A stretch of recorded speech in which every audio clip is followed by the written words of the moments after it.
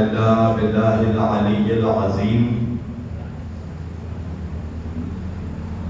أعوذ بالله السميع العليم من الشيطان اللعين الرجيم بسم الله الرحمن الرحيم الحمد لله رب العالمين الحمد لله الذي هدانا لهذا وما كنا لنهتدي لولا أن هدانا الله لقد جاءت رسل ربنا بالحق الصلاة والسلام والتحية والإكرام على سيدي أشرف الأنبياء والمرسلين خاتم النبيين طه وياسين شفيع المذنبين إمام الحرمين والقبلتين وسيلتنا في الدارين صاحب کعبہ و قوسین جد الحسن والحسین محبوب رب المشرقین و رب المغربین مولانا و مولا الثقلین سیدنا و نبینا و شفیعنا وہ طبیبنا وہ حبیبنا وہ کریمنا وہ امامنا وہ ملجانا وہ مغیثنا وہ اولنا وہ اوسطنا وہ آخرنا وہ کلنا حضور جناب ابو القاسم احمد مصطفیٰ محمد مصطفیٰ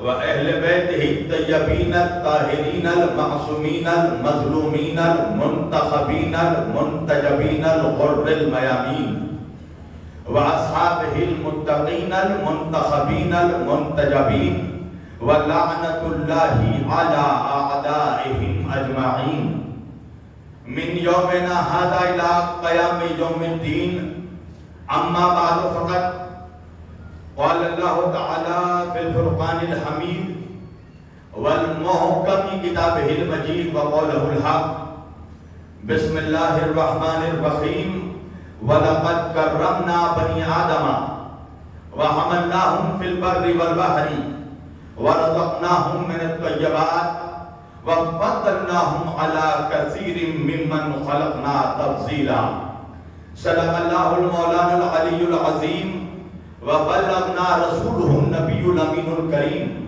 ونحن على ذلك لمن الشاهدين والشاكرين والحمد لله رب العالمين ایک بار دیگر درود پڑھے سب مل کر محمد و آل محمد پر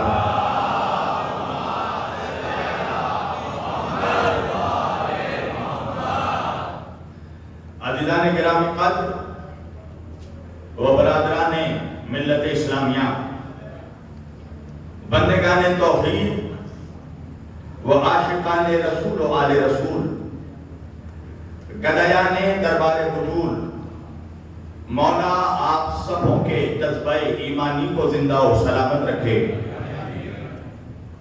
الحمدللہ ماشاءاللہ بفضل اللہ ہم نے کل جس سلسلہ گفتگو کا آغاز کیا تھا اس عظیم الشان نوگواں سادات کی بستی میں آج وہ گفتگو اس نشست کی اپنے دوسرے اور آخری مرحلے میں داخل ہو رہی ہے اور آپ لوگوں کا ممنون و مشکور ہوں کہ آپ لوگوں نے کل بڑی محبتوں سے مجھے نوازا اور کیوں نہ نوازیں اس لیے کہ یہ مجمع فقط مومنوں کا نہیں سیدوں کا ہے جب مومن علی کا ذکر سن کر مچل جاتا ہے تو سیدوں کے جد ہیں علی تو ظاہر بات ہے کہ آپ کو تو اور دو قدم دادا بڑھ کر داد دینا چاہیے جب کوئی خطیب آپ کے سامنے آپ کے دادا کے فضائل بیان کر رہا ہو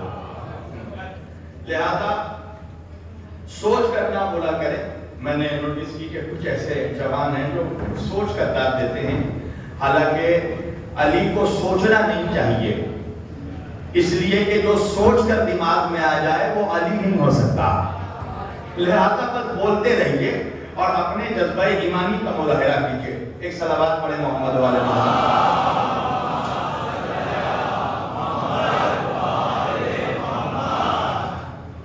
میں اللہ کا شکر گزار ہوں، اہل بیت علیہ السلام کا شکر گزار ہوں کہ جن کے وسیلے سے اللہ نے مجھے اس عظیم الشان حسینیہ میں، نوگواں سادات میں خطابت کا شرف بخشا.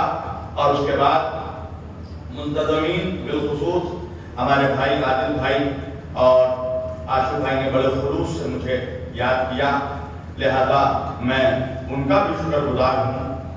مجھے یہ بات بتائی گئی کہ ماشاءاللہ یہ پرسنلی جو ہے عادل بھائی بالخصوص اپنے یعنی خود اپنے ذریعے سے یہ اتنی عظیم الشان انہوں نے خمسے کا پچھلے سال بھی انعقاد کیا تھا اور اس سال بھی انعقاد کیا، اور کہیں سے کوئی چندہ بندہ نہیں کیا. اور کچھ لوگ دیکھیے، لوگ تو کہتے رہیں گے، سماج میں کچھ ایسے بیکار لوگ ہوتے ہیں جن کو کوئی کام ہی نہیں ہوتا.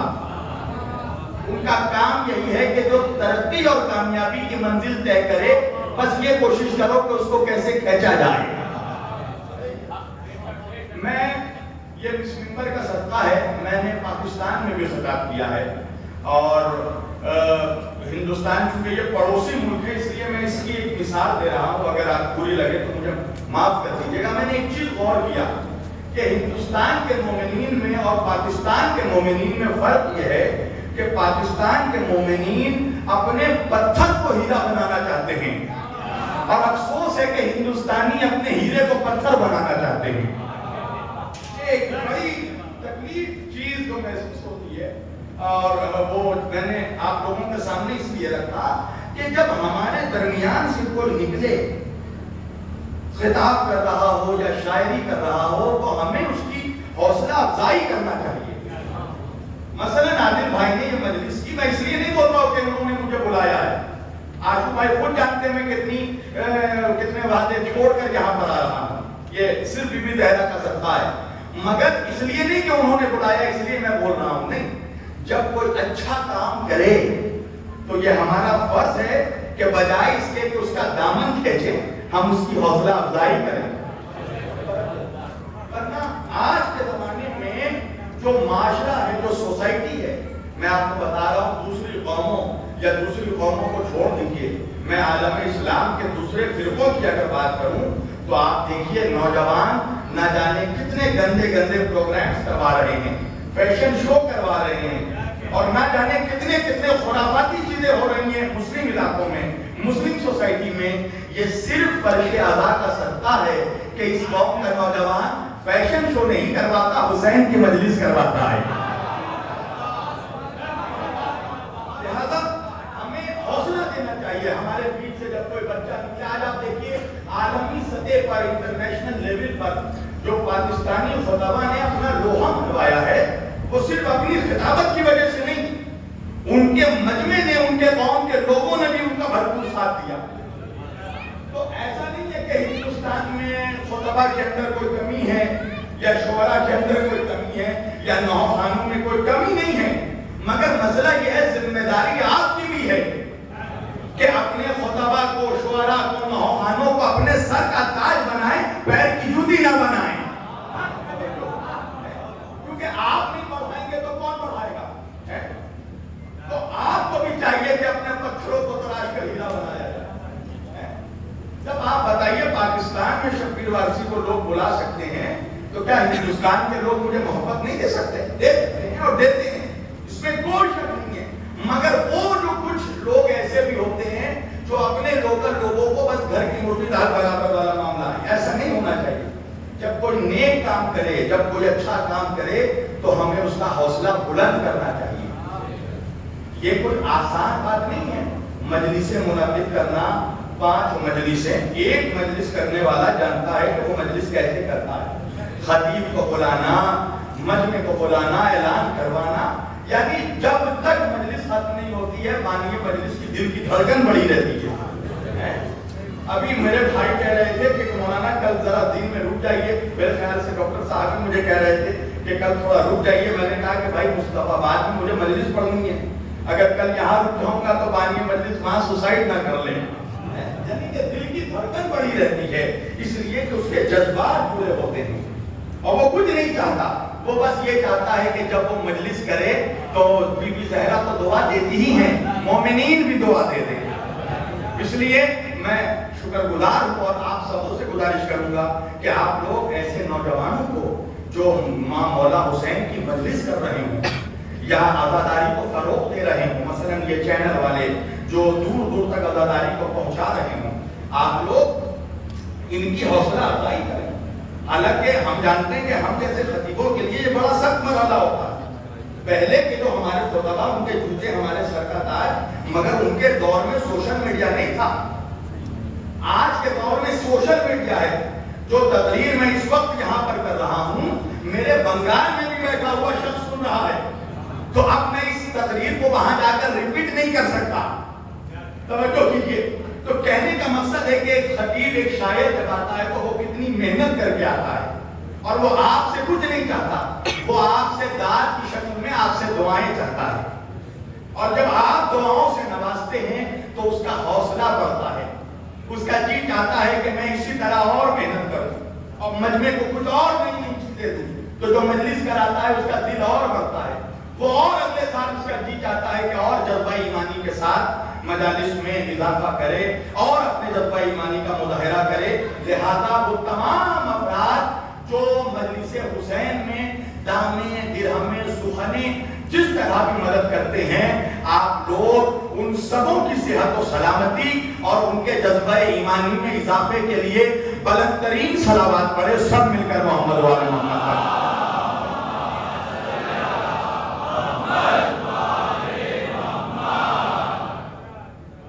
عزیزان گرامی، بہرحال میں نے کل جس آیت بابی ہدایت کے ذیل میں اپنی گفتگو آپ لوگوں کے سامنے معلومات پیش کیے تھے، آج اسی سلسلے گفتگو کو میں آگے بڑھا رہا ہوں.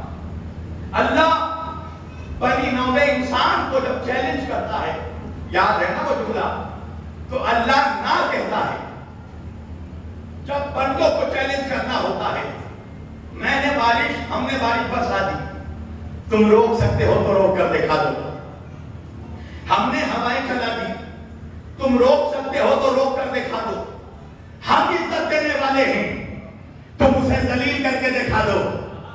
جسے ہم عزت دیں اسے کوئی ذلیل نہیں کر سکتا، اور جسے ہم ذلیل کرنا چاہیں اسے کوئی عزت نہیں دے سکتا. جسے ہم زندگی دیں اسے کوئی ظالم موت نہیں دے سکتا، اور جسے ہم موت دینا چاہیں اسے کوئی ڈاکٹر زندگی نہیں دے سکتا. اب وہ اللہ چیلنج کر کے کہہ رہا ہے، یا ایھا النبی انا ارسلناک شاہدا ومبشرا ونذیرا وداعیا الی اللہ باذنہ وسراجا منیرا. اے میرے نبی، ہم نے آپ کو رسالت دے کر بھیجا، ومبشرا ہم نے آپ کو بشارت دینے والا بنا کر بھیجا، ونذیرا ہم نے آپ کو گواہی دینے والا بنا کر بھیجا، ہم نے آپ کو ڈرانے والا بنا کر بھیجا، اور ہم نے آپ کو اپنا مکمل اذن دے کر، مکمل اختیار دے کر دعوت دینے والا بنا کر بھیجا. وسراجا منیرا، اور اے میرے حبیب، ہم نے آپ کو نور بانٹنے والا چراغ بنا کر بھیجا. توجہ کیجیے گا. تو سوال یہ ہے کہ نور کو بھیجنے کی ضرورت کیا تھی؟ پڑھو قرآن. اللہ قرآن میں ہی فرما رہا ہے، قد جاءکم من اللہ نور وکتاب مبین. اے میرے بندو، میں نے تمہاری ہدایت کے واسطے دو چیزوں کو نازل کیا ہے. کیا ہے وہ دو چیزیں؟ اللہ کہہ رہا ہے سب سے پہلے نور کو بھیجا، وکتاب مبین، اور پھر میں نے روشن کتاب کو نازل کیا. اندھیری کتاب کو نہیں، تاریخ کتاب کو نہیں. دیکھیے میرے لیے فخر کا مقام ہے، ڈاکٹر نظر عباس صاحب جیسے شخص سامعین میں بیٹھے ہیں. پوری توجہ کیجیے گا. اب میں یہ سوال کروں گا مجمع سے، اور میری تقریر بلا تفریق مذہب و ملت و ملل و اقوام و ادیان و تحریکات ہوتی ہے. سارے ملت اسلامیہ سے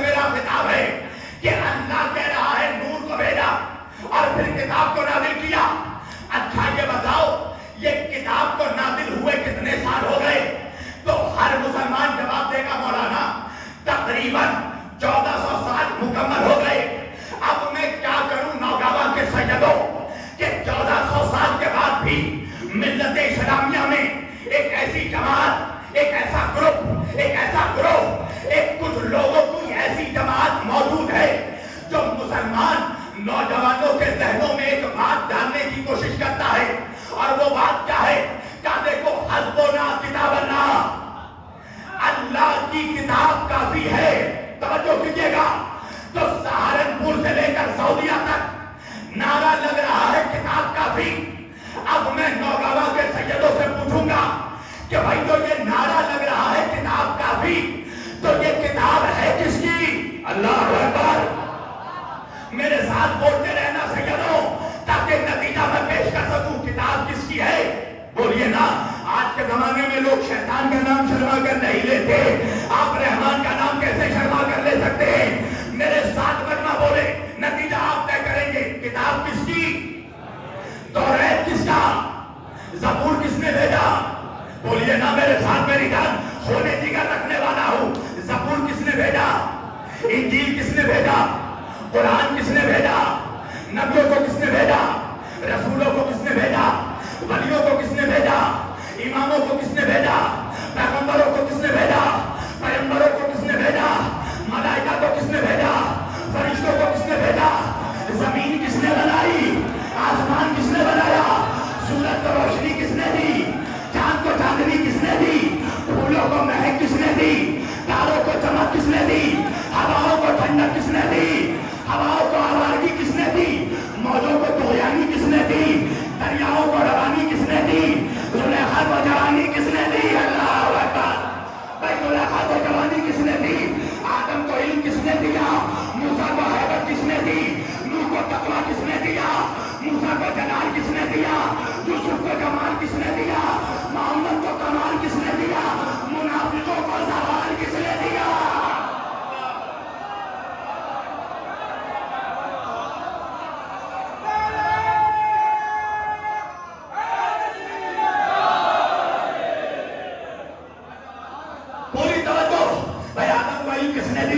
موسیٰ کو ہیبت کس نے دی؟ نوح کو تقویٰ کس نے دیا؟ موسیٰ کو جلال کس نے دیا؟ یوسف کو جمال کس نے دیا؟ محمد کو کمال کس نے دیا؟ سورج کو روشنی کس نے دی؟ جنت کس نے بنائی؟ کوثر کس نے بنایا؟ عرش کس نے بنایا؟ فرش کس نے بچھایا؟ سرزمین کس نے بہایا؟ نماز کس کے لیے پڑھتے ہو؟ روزہ کس کے لیے رکھتے ہو؟ سجدہ کس کے سامنے کرتے ہو؟ زکات کس کی راہ میں دیتے ہو؟ کعبہ کس کا گھر ہے؟ قرآن کس کی کتاب ہے؟ اسلام کس کی شریعت ہے؟ تو ساری دنیا کا 1.80 کروڑ مسلمان مجھے مل کر جواب دے گا مولانا.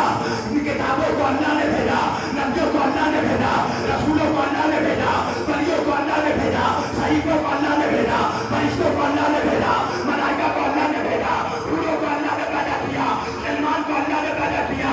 جنت اللہ نے بنائی، کوثر اللہ نے بنایا، عرش اللہ نے بنایا، فرش اللہ نے بنایا، سورج اللہ نے بنایا، چاند اللہ نے بنایا، قرآن اللہ نے نازل کیا.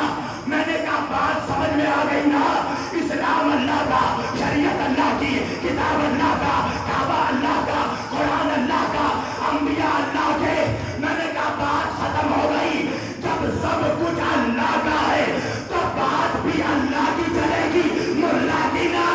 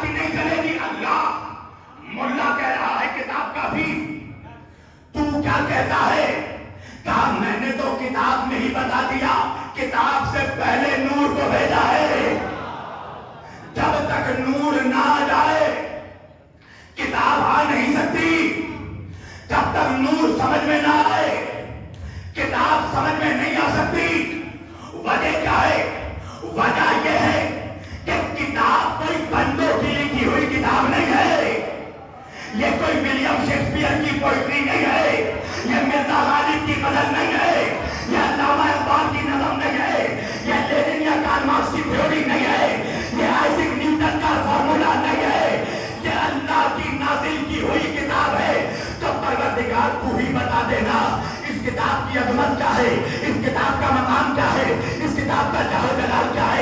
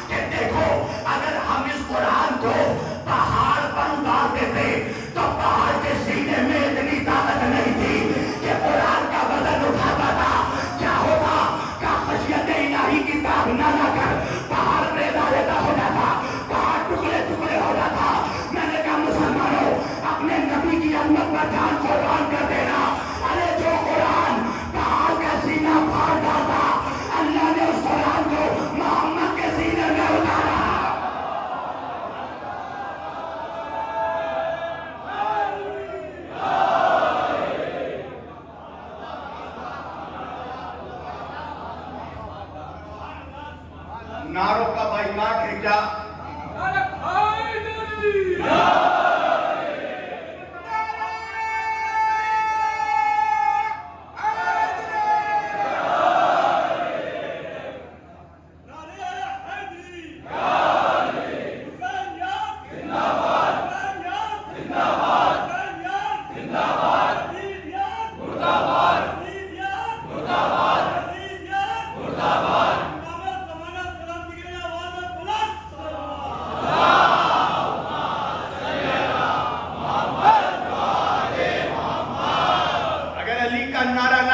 اتنے بڑے مجمع کا فائدہ کیا ہے؟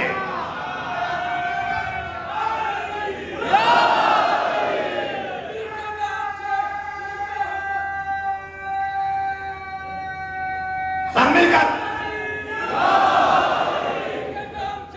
ماشاءاللہ یہ ہے سید کا بچہ زندہ باد یہی گاؤں گا خدا تو حشر میں دوزخ میں تم کو پھینکے گا میں نام دے کے تمہیں شہید پر چلاؤں گا لگنا چاہیے سیدوں کی بستی میں پڑھ رہا ہوں توجہ اللہ جس قرآن کو پہاڑ پر اتار دیتا تو پہاڑ کا سینہ پھٹ جاتا پہاڑ میں اتنا ضعف اتنی طاقت نہیں تھی کہ قرآن کا وزن اٹھا پاتا اب دیکھتا ہے نوجوان کیسے چنتا ہے سیدوں کی بستی ہے ارے جو قرآن پہاڑ کا سینہ پھاڑ ڈالتا اللہ جانے رسالت محمدی کا وزن کیا ہوگا جس نے اپنے سینے پہ قرآن کو اٹھایا تو اللہ جانے اس آغوش ابو طالب کا وزن کیا ہوگا جس نے محمد کو اٹھایا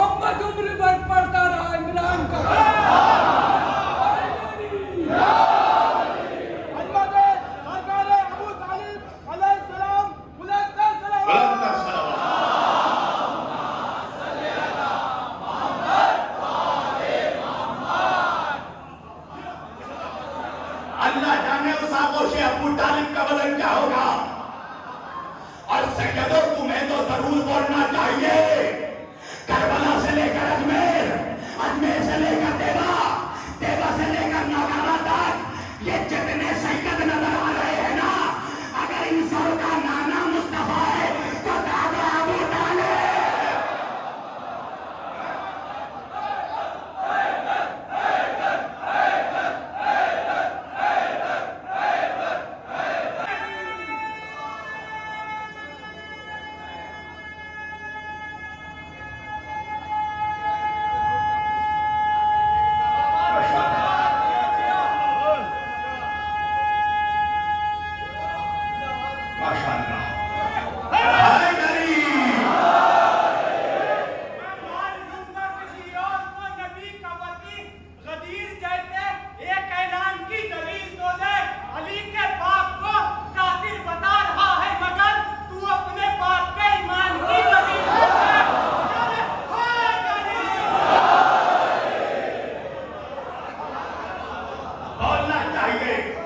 اس لیے کہ یہ بستی ابو طالب کے بوتوں کی ہے تو بغیر محمد کے اللہ تو قرآن توحید کی بھی معرفت نہیں ہو سکتی دلیل اللہ حدیث قدسی میں فرما رہا ہے بسم اللہ الرحمن الرحیم کنتو کنزن مخفیہ میں ایک چھپا ہوا خزانہ تھا حالانکہ اگر میں اپنی مولویت کی بکرادی پہ آ جاؤں تو ترجمہ چھپا ہوا نہیں ہوگا لفظ مخفیہ چھپایا ہوا اللہ اکبر. مگر بہرحال میں تمام عالم اسلام کے ملاؤں سے متفق علیہ ترجمے میں اتفاق کرتا ہوں. اللہ کہہ رہا ہے کنتو کنزن مخفیہ، میں ایک چھپا ہوا خزانہ تھا. فحببتو، میں نے چاہا ان کو اپنی معرفت کرواؤں، اپنے آپ کو پہچنواؤں. تو اللہ کہہ رہا ہے فخلقت الخلق، میں نے ایک خلق کو خلق کیا. اللہ اکبر. میری مجبوری ہے میں اردو میں تقریر کرتا ہوں. اللہ کہہ رہا ہے فخلقت الخلق، میں نے خلق کو خلق کیا. سیدو اگر تم نہیں سمجھ سکے تو میں کہیں نہیں پڑھوں گا. 3 بار بولوں گا یہ جملہ، دیکھتا ہوں سمجھتے ہو یا نہیں. اللہ کہہ رہا ہے فخلقت الخلق، میں نے خلق کو خلق کیا. اللہ یہ نہیں کہہ رہا ہے کہ میں نے مخلوق کو خلق کیا. اللہ کہہ رہا ہے میں نے خلق کو خلق کیا اور اسے محمد بنا دیا. نہیں پہنچا نوجوان، میں سطح عمومی پہ اتر جاتا ہوں. سنو آسان ترجمہ. اللہ کہہ رہا ہے میں نے ایسے کو پیدا کیا جو پہلے سے پیدا ہو چکا تھا. اللہ اکبر. ایک صلوات پڑھیے محمد والے محمد پر.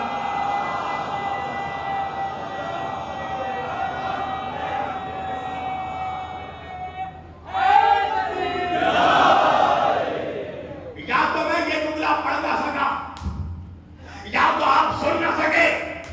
اللہ کہہ رہا ہے وَخَلَقْتُ الْخَلْقَ، میں نے خلق کو خلق کیا، اسے محمد بنا دیا. وہی نوگاوا ہے نا، شعراء کی بستی ہے، نوخانوں کی بستی ہے. منا بھائی جو آپ کے شہر کا بھی فخر ہے، ہمارے شہر کے بھی فخر ہیں. تقی نوگانوی صاحب عالمی شہرت یافتہ شاعر. میں شکر گزار ہوں کہ میرے کہنے پر فرمائش پر انہوں نے شعر پڑھا. یہ شعراء کی بستی ہے. ان سے پوچھے گا خلق کیا ہے؟ خلق ہے درمیان کی شے، بیچ کی چیز. سمجھاؤں بھائی، شاعری میں 3 چیزیں امپورٹنٹ ہوتی ہے. پہلا فاعل، دوسرا مفعول، تیسرا فعل. فعل کو تیسرا جان بوجھ کر کہا ہے میں نے، اس لیے کہ فعل ہے درمیان کی شے. کیا مطلب؟ اگر فعل کو ہی ہٹا دیا تو نہ فاعل فاعل رہے گا، نہ مفعول مفعول رہے گا. کچھ سمجھے، سب نہیں سمجھے. سب سمجھ جاتے تو میں کلکتے سے نوگاوا کیوں آتا. سنو آسان کرنے لگا ہوں. درمیان کی شے کیا ہے؟ بھائی ہم سب کرتے ہیں سجدہ، کرتے ہیں نا سجدہ. 5 وقت نہ صحیح جمعہ میں نہ صحیح رمضان میں نہ صحیح عید میں کرتے ہیں نا. تو ہم سب کرتے ہیں سجدہ. ہم ہوئے ساجد. کس کو سجدہ کرتے ہیں؟ اللہ کو.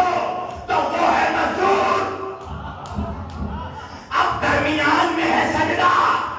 کیا مطلب؟ اگر سجدے کو ہی ہٹا دیا تو نہ ساجد ساجد رہے گا، نہ مسجود مسجود. اور ہلکا کر دوں بھائی، ہم سب کرتے ہیں عبادت. ہم ہوئے عابد. کس کی عبادت کرتے ہیں؟ اللہ کی. وہ ہے معبود. اب بیچ میں ہے عبادت.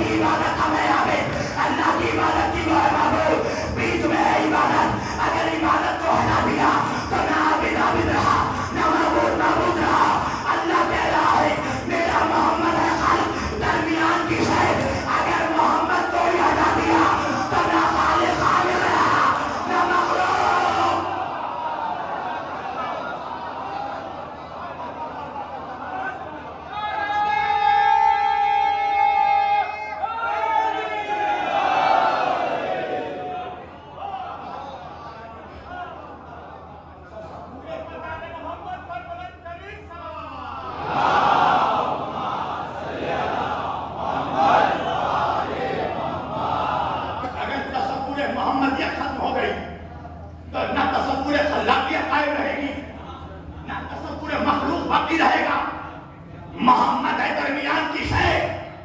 اللہ نے کہا میں چھپا ہوا خزانہ تھا, مجھے کوئی پہچانتا نہیں تھا, میں نے چاہا کہ خود کو پہچانواؤں تو میں نے محمد کو پیدا کیا. اب جب محمد کو پیدا کیا, محمد خلق بن گئے, اللہ خالق بن گیا.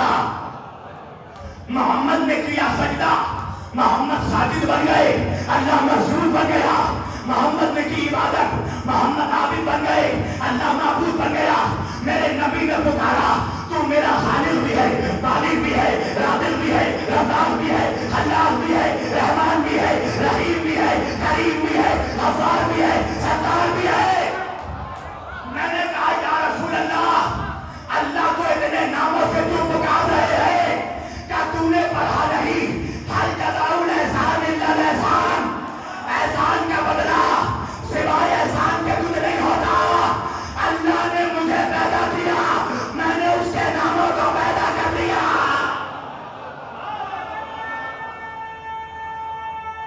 کھا گئے یہ جملہ.